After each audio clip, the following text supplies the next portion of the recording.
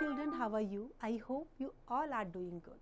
Children, now we will read lesson Summer Sun. अब गर्मियों में जो सूरज निकलता है वो आपको कैसा लगता है? अच्छा लगता है? आपको गर्मियों में धूप में बैठना अच्छा लगता है? नहीं लगता ना? क्यों? क्योंकि जो उसकी रेज होती हैं वो बहुत स्ट्रॉन्ग होती हैं, हैवी रेज होती हैं, आप उनको टॉलरेट नहीं कर पाते हो, है ना? तो यहाँ कुछ पोएम में पोएट हमें आज यही बताने वाले हैं. Now let's start the poem. Summer Sun. Great is the sun and wide he goes through empty heaven without repose. Repose means rest, आराम किए हुए. Empty means खाली, जहाँ गर्मी में ऊपर आसमान में कुछ नजर नहीं आता गर्मियों में. And in the blue and glowing days, more thick than rain, he showers his rays. Rays means किरणें.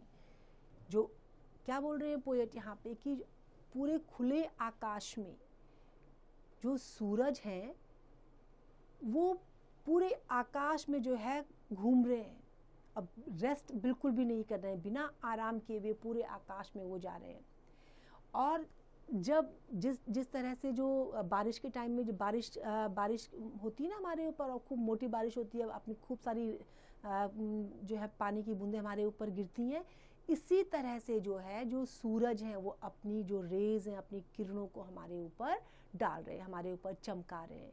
The poet is troubled with the heavy rays of sun. The sun is going in the empty sky and is not having rest. आराम नहीं कर रहे हैं गर्मी के दिनों में सूरज, और पूरे आकाश में जो है विस्तृत आकाश में वो जा रहे हैं. दो closer still the blinds we pull to keep the shady parlor cool, yet he will find a chink or two to slip his golden fingers through. अब क्या होता है, हम गर्मी में क्या करते हैं, अपने रूम में जो है ठंडे रूम में बैठ जाते हैं, जो हमारे कर्टन्स होते हैं उनको भी खींच देते हैं कि अंदर बिल्कुल रोशनी ना आए, लेकिन फिर भी कहीं ना कहीं से अगर थोड़ा सा भी खुला मिलता है तो वहाँ से क्या होता है, जो सन रेज होती हैं वो अंदर आ जाती हैं और रूम को गर्म कर देती हैं.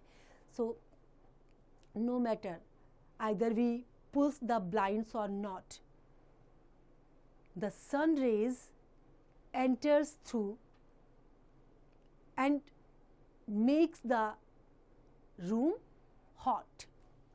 The dusty attic spider clad, he through the keyhole maketh glad, and through the broken edge of tiles into the laddered hay loft smiles. कि जहाँ से जो डस्टी स्पाइडर का जो छत में जो जहाँ से जैसे होता है ना मकड़ी का जाला होता है, इस तरह से जो है उनके जो सन रेज है इस तरीके से जाले से, और कहीं से भी जो है वो जैसे थोड़ा सा भी अगर कहीं पे छेद मिलता है, की होल भी अगर होगा तो वहाँ से भी जो है वो अंदर आ जाते हैं. तो मतलब कोई पर्टिकुलर उनके लिए ऐसा कोई बड़ा दरवाज़ा नहीं चाहिए जहाँ से वो अंदर आए, कहीं से भी चाहे छोटी सी जगह भी होगी, the sun rays will enter into your house. अब वो क्या करता है, मीन टाइम जो अपना गोल्डन फेस है वो पूरी गार्डन में भी वो शो करता है, वहाँ गार्डन में भी चमकता है. और फिर जो आईवी का जो बिल्कुल अंतरिम कोना है अंदर तक, वहाँ तक भी उसकी रोशनी जाती है और उसको गर्म कर देती है.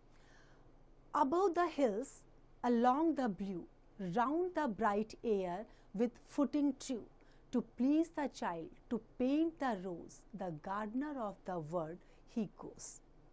अब यहाँ पर उससे क्या बताया है, इस दुनिया का गार्डनर बताया है कि पेड़ों के ऊपर नीले आकाश में, और जो बच्चे को खुश करने के लिए, रोज़ को पेंट करने के लिए जो ये दुनिया का गार्डनर है, ये अब जाता है. लास्ट में सनसेट हो जाता है और ये चला जाता है. So the sunlight is painting the rose, it is pleasing the child, and finally it sets in the end. Now I hope this poem is clear to you.